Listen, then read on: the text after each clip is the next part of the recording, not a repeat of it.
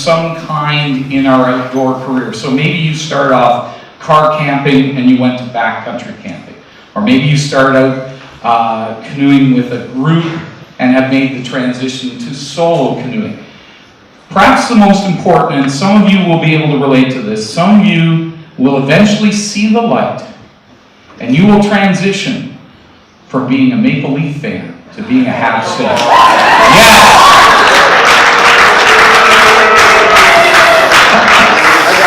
I told Susan I was putting that joke in. She said you may not get out of the theater. I know this year we missed the playoffs. How many times did you miss the playoffs? Anyway, now 19, our next speaker is here to talk about her own transition from canoeing and camping year-round with her family to whatever is next.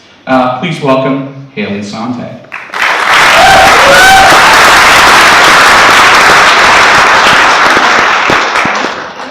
Can you guys hear me? Okay.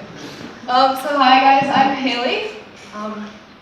So today my presentation is about me tripping, doing things on my own, and just how I do things.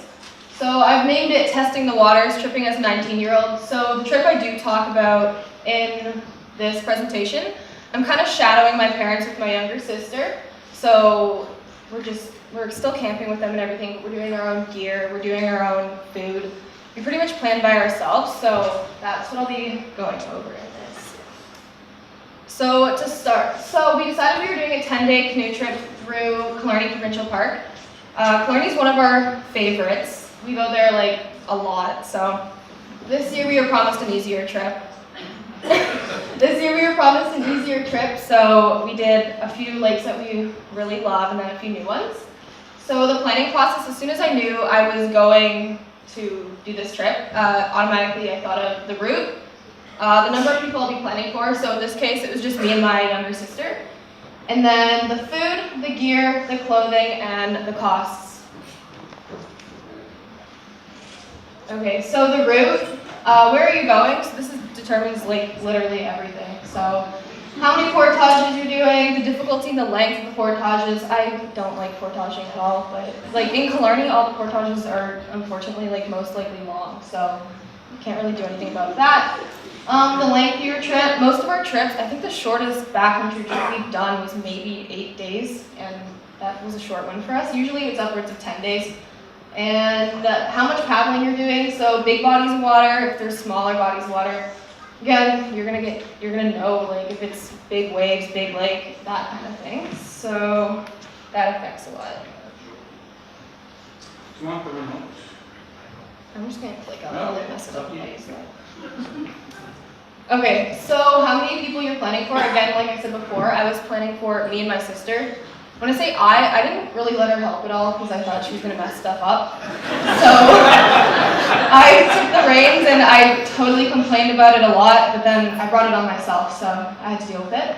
So it affects your gear. So I was packing for 2 people. A few years ago, I bought most of my own gear. I asked a lot for Christmas, actually, and I got a lot of it. So I have my tent. A lot of my stuff I bought from like stores that I grew up around, kind of thing. So Mac and Outdoor Adventure Show. So I have a barrel, I have a canoe, like a dry pack from Mac. I have a canoe pack that's not dry.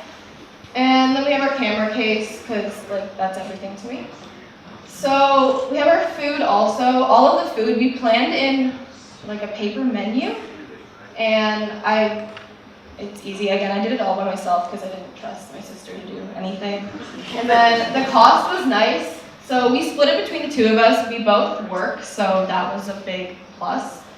The weight of everything, you can also make your sister carry all the heavy stuff, because if you convince her that carrying the canoe is the heavy thing, you can make her carry literally everything else. And that's what I did. I'd carry the canoe, and then I'd get away with carrying my canoe, my little like 10-pound bag, and she's carrying like our Ostrom-like pack, and it's really heavy, and I didn't have to carry it, so everything was set to her back already, so that was automatically my excuse. It was just like, okay, well, it's already set to you, so I don't have to carry it. But yeah, you can see in this picture, this is how we set up our canoe. We go in with 2 smaller packs, and then barrel, and our camera equipment goes in those waterproof Pelican cases. Okay, so food prep. I like food a lot, so this is like, there's a few slides about this. So make a list, check it twice, or like me, I check it about 400 times, just because like if you forget food, like that's one of the things where you just don't want to forget food. So Ziploc bags are amazing. You can put tape on the Ziploc bags and then write in Sharpies whatever your meal is. That makes it easy because you can label your meals per day, and then yeah, just, I don't know, it makes it easier. I can see whatever I'm grabbing. I don't have to guess what's in the bag. I know automatically, okay, this has pizza sauce, this has pasta, which is a lot of my food. And everything is just way packed easier. So as you can see in the picture, it has a lot of my stuff. And then release air from bags. So if you release air from your cereal bags, like your Fruit Loops, and they roll it down, then you have more room for the Cinnamon Toast Crunch and all that. So also, if you pre-scoop your powdered milk, I did this for all of our dinner meals, not so much for cereal, because I wasn't sure when we were actually going to eat cereal. So I would just scoop out everything so I could just put it all in one pot. And that made it easier because I didn't have to worry about messing up measurements, because I always do. So at least I was doing it at home and I wasn't in the bush and trying to get frustrated and all that. So that's what I do. And then buy no-name food. I buy a lot of no-name food just because it's way cheaper working on the student budget. So that saves a lot of money. And dehydrate your food. I use my mom's, so you know. Dehydrators, I don't have my own, but I dehydrate a lot of my food, like pizza sauce, and you can dehydrate like applesauce. You get your own little fruit roll-up, and you get way more for way cheaper. You can do a lot of stuff, but it also saves you a lot of money. So for breakfast, here are some of the things that I would eat for breakfast. So on our rest days, we usually don't have many. So you have your bacon and eggs. You can buy your powdered eggs anywhere really. For bacon, you can pre-cook your bacon at home, or you can buy pre-cooked bacon. I usually pre-cook my bacon at home just because I don't want to spend the extra money on pre-cooked bacon. But the only difference is that if you buy pre-cooked bacon from a store, there's a lot less fat, it's a lot less greasier, so it stays fresher longer, I guess. But again, if you're like on the 6th day when you cook your bacon, it kind of starts to smell a little funny. But like it's bacon, so you're still gonna eat it. But yeah. Another breakfast that you can eat while out there is oatmeal. I'm just putting this up there because it's healthy. I don't even think I ate oatmeal at all on this past trip. I had a lot of it though, but I didn't eat any of it. And then cereal with powdered milk. So we chose Frosted Flakes and Fruit Loops this year as our 2 choices. So we each got our own bag and then swap back and forth. Or you can buy that healthy and filling brand cereal granola thing. I don't know, I don't eat it, so. The only thing that sucked about the Frosted Flakes and Fruit Loops was like 5 minutes into paddling, you were hungry because you just burned off the 95% of sugar that you just ate. But it did give you an excuse at the end of the next portage to eat again, so I kind of appreciated that a lot. And another one is breakfast bars. I love those banana chocolate Belvita bars, those are really good. And candy. Some mornings you just wake up and you'd be like, okay, let's get the cereal, powdered milk and everything. And then you open your barrel and there's Pringles and licorice on top. And you're like, do I mix the milk and make cereal, or do I eat the Pringles and the licorice? And then again, you pay because you get hungry after 5 minutes, but then you can eat more Pringles and licorice. So it's all worth it in the end. Okay, so next. Lunch. Easy and mess-free. So cheese, we wrap it in cheesecloth. It keeps it fresher longer. It does start to go a little moldy. Just cut the mold off. You're good. And usually I try to plan halfway through to have pita pizzas or whatever. And we will cut the cheese up. And at that point, if it has gone moldy, it's all going to get melted and taste the same anyway. So that's how I plan it for my meals. We also do, for lunches, we do like the typical cheese, meat, crackers kind of thing. So I dehydrate all my own jerky. I start like buying my jerky meat as soon as I know that we're going on a trip. So, you know, I have it throughout the year and you just freeze it. And again, it's being dehydrated, so you don't have to worry that much. And then I got those little gross little hot rod things, and I eat like 4 of them each lunch for both of us. But you get like a pack 40 for $5, so you know. And then crackers, you can really buy any kind of cracker. And we eat a lot of candy. Like, we have candy with every meal, really, I think, even breakfast. So that was a big thing. We all buy our own candy. Like, candy is like, you know, young of us with each other's candy. Like, it was in her bag, I had my own bag, so we did not touch each other's candy. And then your gourd, your good old raisins and peanuts. I think mine was 10% peanut and like the rest candy. So again, another excuse to eat candy. And then I usually dehydrate apple rings. And again, you can buy them mushy, bruised, clearance apple rings. Again, they're being dried, so you're not gonna know that they're mushy. And then I just sprinkle cinnamon on them. You can do chewy, crunchy, whatever you please. Then I go to Bulk Barn and buy banana chips, and those are probably like the healthiest things we have when we're camping. So, dinner. There's an ongoing joke with me right now. Some of you know me. I like only eat pasta. So, for dinners, we do pita pizzas, like I was saying before. And another easy one is pancakes. They kind of double as like a lunch, breakfast, snack kind of things, because you make pancakes at night, and then you got breakfast for the next morning, and no one else eats it. The dogs will, little brother will. So it's not like anything's getting wasted. And then pasta. So here's my variety of pastas that I like. So you can do your typical sidekicks, knorr kind of thing. Bacon carbonara is my specialty. And you can also do craft dinner. It's like a, I don't know, everyone eats craft dinner, right? And it's actually on sale at Food Basics right now.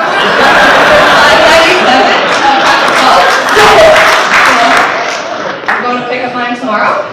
And you can also do hamburger helper. This is kind of like a gourmet pasta for me because you got to add in ground beef, right? So it's a whole other aspect. So I would dehydrate my ground beef, and then I would bring them back in water and then add it. It's a long process, so it's not as convenient, but it's good. So as you can see in this picture, I'm excited because I did not get any burnt pasta on the bottom of the pot I was cooking, so I was like super excited because I don't think I've ever not burnt it, so yeah. Okay, so gear. Make a list and then add stuff when you remember. Again, gear is one of those things where you can't really leave a lot behind, because if you miss something, it could be like make or break, right? So for a canoe trip, obviously you need your canoe unless you're renting. Your barrel. We use a barrel to transport all our food, so that's what you can see in the picture, and we put like everything that has a scent in the barrel. And then for food, obviously, goes in the barrel also.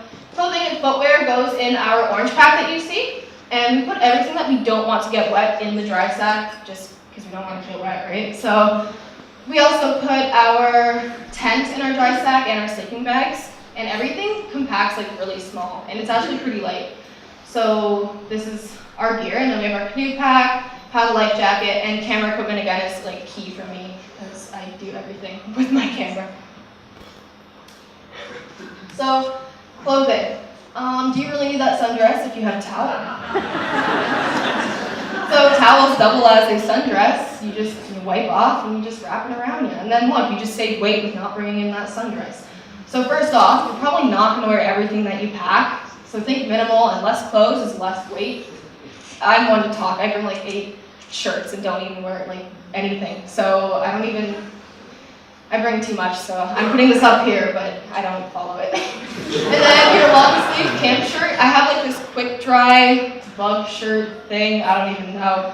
And it's lightweight, it dries fast, you sweat after your portage, you're dry by the time you get in the boat, it's windy. So that's really nice for portaging. And it, like when it's hot outside, you don't feel the heat because it's thin. And your buff. I don't go anywhere without my buff. I put it over my head so my head looks like an egg. I put it up over my face when it's windy. Anything, really, the buff is just, yeah, don't forget your buff. And hat and sunglasses. You can get a really bad headache. I get bad headaches from the sun. So I always have to have a hat, sunglasses, just to, keep my head protected. And then Keens and Crocs. So I wear Keens and portages and hiking and all the non-dangerous activities that Crocs will bring you. And Crocs are really slippery, so I just wear Crocs around the around the campsite, just anywhere that I know I'm not going to be doing anything really serious. This picture was actually taken a few years ago for the Paddle in the Park contest for Gail's Wilderness Bling picture, so that's why I'm like wearing every single piece of clothing. But yeah. So costs, student budget, that's kind of my thing. Don't always buy name brand. Fun fact, no name Frosted Flakes are actually better than the real ones, and I think you get a little bit more. So keep that in mind. Split costs with your shipping partner. Me and Summer for a 10-day, Summer's my sister by the way, for a 10-day trip, we split costs. I think our food came to $70, so for $35 each, we got quite a bit of food. Like our barrel was heavier than my parents who were packing for 4. So that kind of said something, but I think it was the candy. And always check your flyers for sales and coupons, because look, Katie's on sale, so always check. And dehydrate your food instead of buying dehydrated food. That's what I do. I can't afford those $14 meals that only feed you once. So I try to dehydrate everything. This picture, I'm cutting up a pork roast that I got on sale. It was like a $30 pork roast. I got it on sale for $11, and I'm so proud of myself. And that created, I think, 6 days worth of jerky. So that just goes to show, like, it's way cheaper than buying a bag of jerky for $6, right? So next is the barrel hang. Do you hang a barrel? I do. It just makes me feel comfortable. It makes me worry less. I do not like bears. I can do any other animal. I don't like bears. I've actually never encountered a bear in the backcountry. I've seen them, but I've never actually encountered them.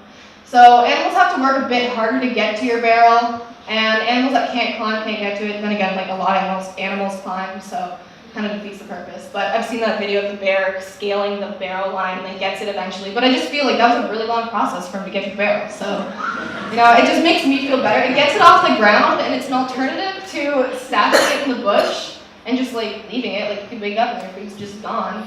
Or in the canoe, like floating it out in the canoe, or just strapping it to a tree. Wherever we go, we always make an effort to hang our food upwards. It just gets the scent off the ground, and I don't know, it's the first thing we do when we get out of the camp, like out of the canoe, go to the campsite, hang your barrel, and then you set up your tent. That's something that makes me feel really comfortable when I'm out there. So charging my electronics, how do I charge my phone? I'm 19, I'm not gonna go anywhere without my phone. So this was worth putting in here. So turn your phone off when you're not using its safe battery. And if you're within cell range, your phone is consistently searching for those signals. So when you're on one bar on half the campsite and the other side has no cell service, your phone is trying so hard to connect, right? So if you put it in airplane mode, it turns that off completely, saves even more battery. I've tested the theory and it works. And portable chargers, charge them at home. And if not, then if you can also, we bought a solar charger. So it's just this little panel thing, and you lay it out in the sun. The only thing that sucks about these is that you have to follow the sun everywhere. So you can plug your phone in, and then you come back 3 hours later, and you're like, great, my phone's at 100%. You look at it, and it's still at 10. It's because the sun's moved 8 different times. So you kind of have to like follow the sun. And like I did it this past summer because I charged my camera battery, and I had to follow the sun everywhere, and it took so long. But again, it's an alternative. You really need your phone, and then I guess if not, just don't turn your phone on and use it. But again, I'm gonna use it. So next, portaging the canoe. So we use a 56-pound Kippawa. It's not that heavy, but it's pretty heavy. So we use a shoulder pad. You can get them pretty much anywhere. Carry it halfway and go back for breaks. We usually do that if the portage is over 1.5 kilometers. Anything less than that, and I think it's just make it. You're almost there anyways. Breaks make me go slower if it's a short portage, so hence us just going through. So we kind of do the whole, if it's over 1.5 kilometers thing, that's when we'll take a break. And then you can tandem carry it, as you can see us doing in this video. In this video, we're actually being nice to each other and not yelling. So one at the front, one at the back, and then carry a pack. Again, the con that's folded is your sister walks too slow. So when you're on a muddy portage walking uphill and she's not being conscious of the fact that she walked around the swamp but you didn't, you just kind of feel the nut, like you nudge her forward, you fall, you both fall, you turtle under the canoe. Turtling is when the canoe acts as your shell and you're underneath. So yeah, that's how we do it, but usually we would end up just me carrying it by myself. But on the longer ones, this is what we did, because when it was flat, we could get so much more across in such little time. So bug problems while portaging. I don't like this picture of me, but I put it in just to show what I do. So you can wear pants, wear knee-high socks, wear a long sleeve, wear a buff on your head, wear a hat, extra layer. And I usually just wear a buff and knee-high socks and then my long quick dry shirt thing. And And then you hold a paddle in your hand and you whack the bugs wherever you feel them biting you. So when you have that one annoying horse fly around your head, you can just whack it, and then when you finally hear the ping of it hitting it, it's so satisfying. But this is what I do, and we walk past people on the portage with this on our head, and I don't even care because the bugs are not on my head. So that's how I do it. So next, this is getting into the actual trip that we did now.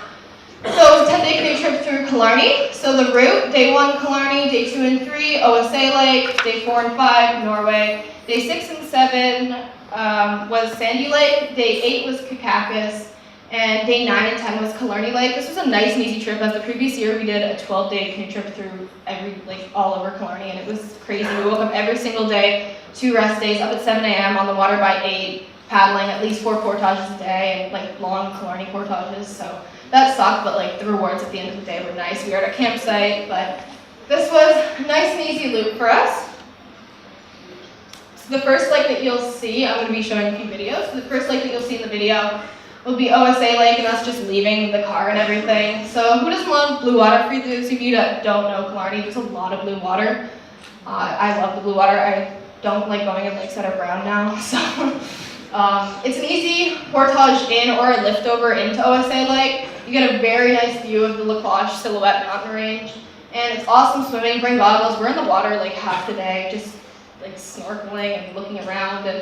And did I mention there's blue water? So here's a few pictures from OSA Lake. As my brother would say, really good Instagram quality pictures that I've been taking here. So yeah, and then I'm just going to show you guys a little video.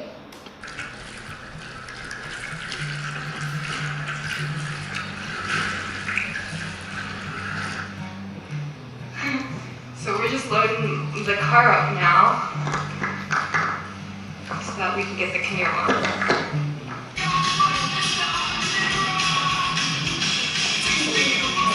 That's my sister, by the way.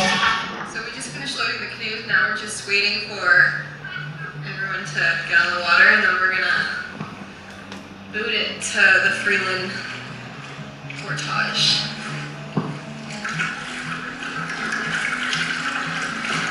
So we're just coming up on the Freeland portage from George Lake.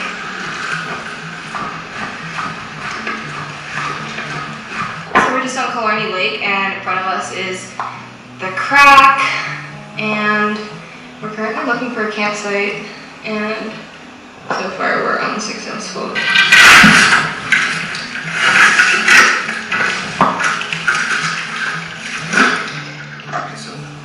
After a long night last night at Metallica, getting up early this morning, got a late start, went to Subway, got some soggy Subway sandwiches now. We're here on Killarney Lake, enjoying our soggy Subway sandwiches. Cheers. Was mine.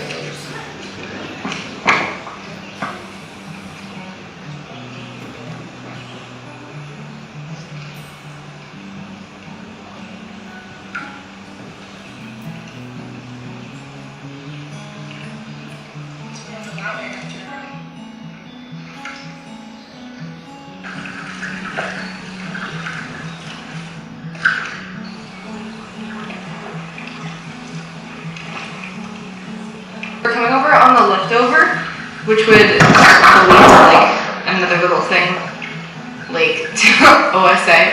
And usually there's a huge leftover, but this year the water is really hot, so I think we're just gonna have to lodge ourselves over. But yeah, the water is really high this year. We didn't even hit any deadheads, which is always nice, because usually these are way more exposed.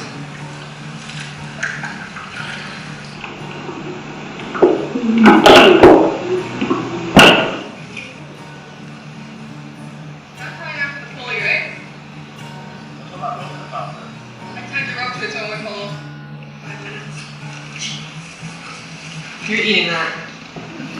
Just wipe the dirt off.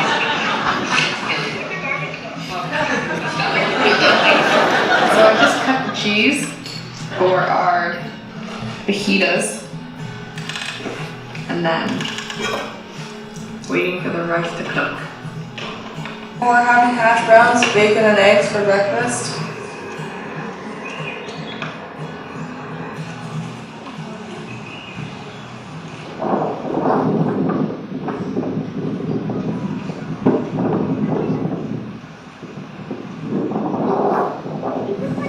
What's up with our thing? Yo, yo. Testing. 1, 2, 1, 2. Check. Search, seek, and destroy. Well, today we're making pizzas for dinner, so we're just rehydrating our sauce currently. So this is our rehydrated sauce. I think I need to add a bit more water, but it's come back pretty well. And then Summer's just cutting some cheese that we wrapped in cheesecloth, and then we have some salami and some pepperettes. And we're gonna have it on some ham. And yeah, that's our dinner for tonight. Yum. Almost yum. And our sauce is burning. I want mine a little bit undercooked. Why? Because I like it better. You have to kind of do some. Great, I could throw this one farther than you could with a smaller one.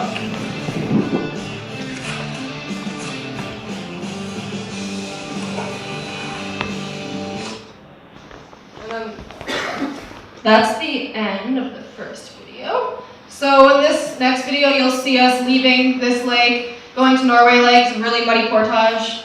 Nice turquoise water. It was a lovely island site. You can bushwhack up to Silver Peak, but think twice. It was not fun.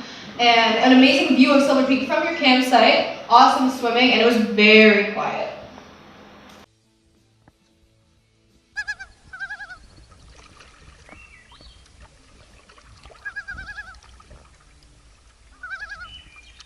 We just got to the portage from Killarney to Norway, and it's like insanely quiet. It's also really early still, and like, I don't know, it's pretty creepy, but we're like dreading the bugs already. And yeah, I think we're gonna take the canoe and the heavy pack across first, just so that we have that out of the way. And then yeah, I really don't even know how long this portage is, but I don't think it's short.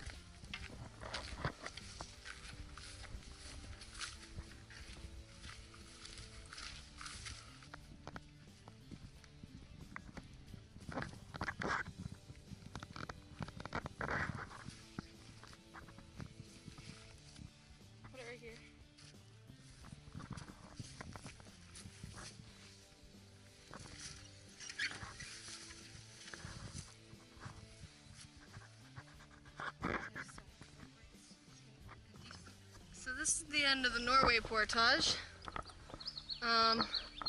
Yeah, it was not the funnest portage, but this is the view at the end of it. There's a site just in front of us, that island that you see, and that's an island site. Then there's one right across from it, so we're gonna go check those out and then set up for the next 2 days.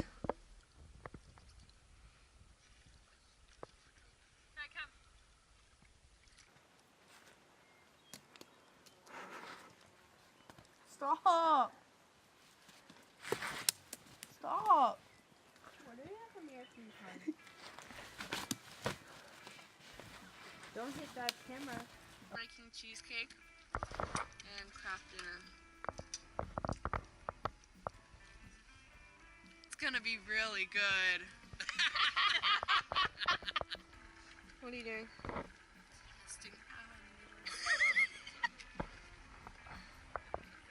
Extra cream.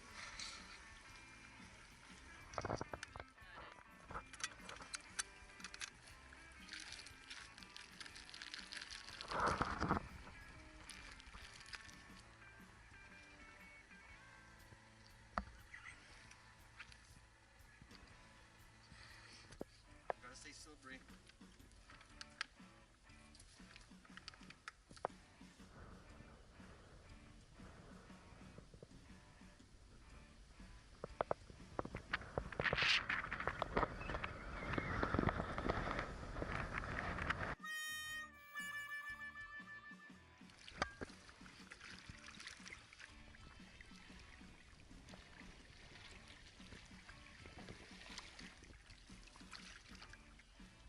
We just finished pulling the canoe out of the water, and I look down, and then there's this.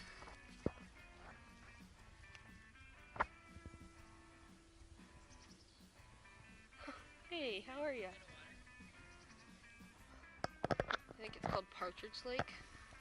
All the way to Sandy. I think it's 1.5 kilometers about, or just under that. But Summer's gonna try carrying the canoe this time.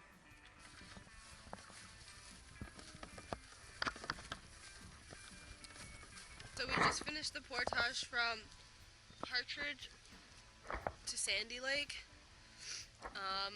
Yeah, it was really buggy. We had to stop halfway, and then we went back and got our lighter packs, and then brought everything back. But this is Sandy Lake from the portage. We're just trying to figure out where the campsite is, because there's only one site on the lake, and Mom and Dad have the map, so.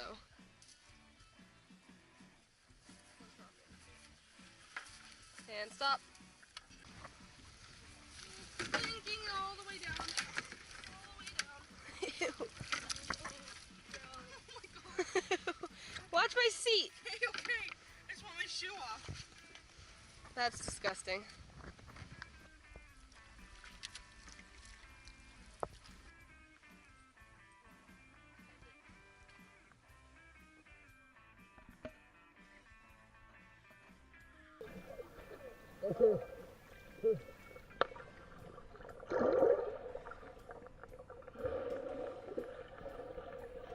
So, we went swimming, and yes, it is officially the bluest lake in Killarney. It's bluer than Nelly.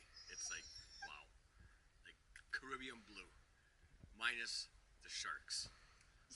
Well, most sharks. And it's not as cold as Nelly. And it's not as cold as Nelly.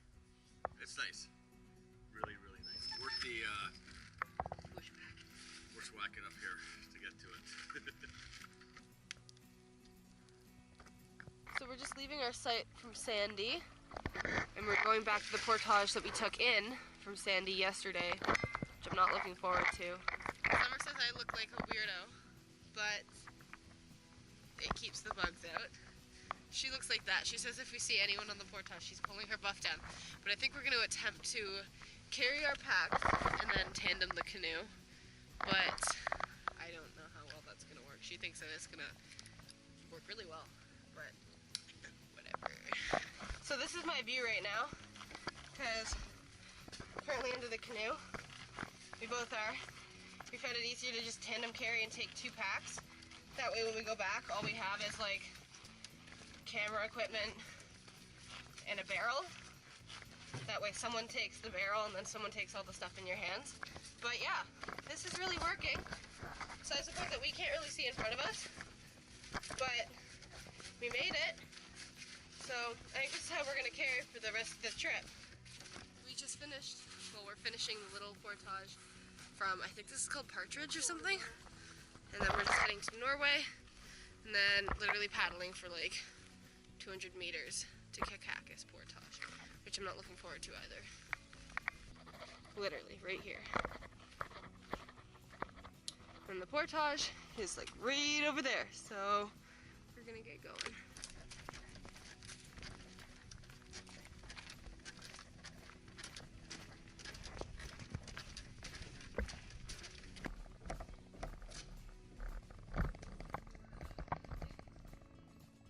We just finished the portage from Norway to Kakakis. This is Kakakis. I don't know how people say it, but that's how I say it. And we're getting eaten alive, so we're gonna get the canoe in the water, just get on the water, and then get a snack and hopefully find a site.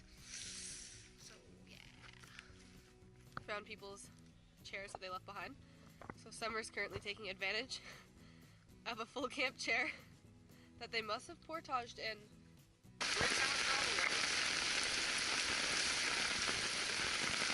It's torrential downpour right now. Trying to get it flooded out.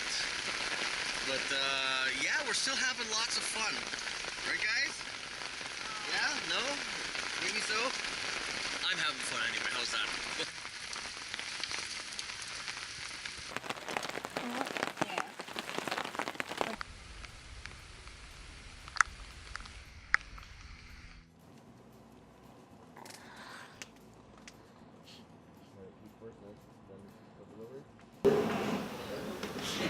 Okay, See, so I was going to Kakakis Lake. Again, I don't know how you're supposed to say it, but that's how I say it. So it was a nice quiet lake. You can actually fish on this lake. It rained a lot. Mom strained her ankle. We were supposed to do the Silhouette Trail the following week, but her ankle, she tore ligaments or something in it. So Summer found a camp chair. Campsite was flat, and there was lots and lots of wood. And yeah, it was a really nice lake. So I have one last video, actually, hold on. And we also stayed on Killarney Lake, as you'll see. Again, lots of loons, pretty sunset, awesome swimming, amazing as always. If you go to Killarney, you have to stay in on Killarney Lake. Here's a few pictures. Lots of views of the mountain, and it was a really nice stay. And then here's our last video.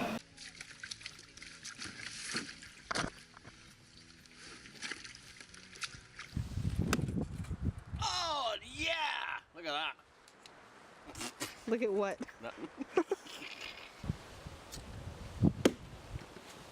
That one a little bit.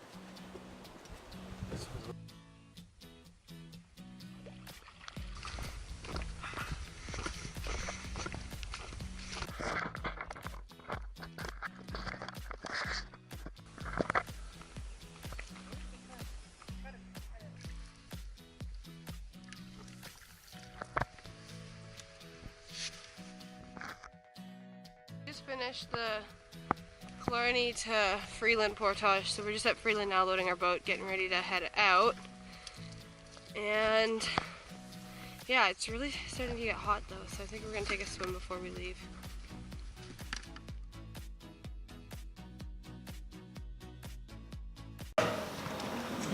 Okay, and that was my presentation. But before I go, I would like to mention that my partner and I are in second year college, but for third year college we are supposed to be doing a documentary or a comedy or whatever. So we chose documentary. We have named it Wild Tomogamy, Pursuing the Dream, and it's featuring half-named Trey Wilson, who are actually right here. And we've started a GoFundMe, so we're poor college kids, and we have costs and transportation costs, license costs for music and equipment rentals. So if anyone can help out in literally any way helps, there's a GoFundMe link below. And yeah, that was my presentation. Thanks for listening.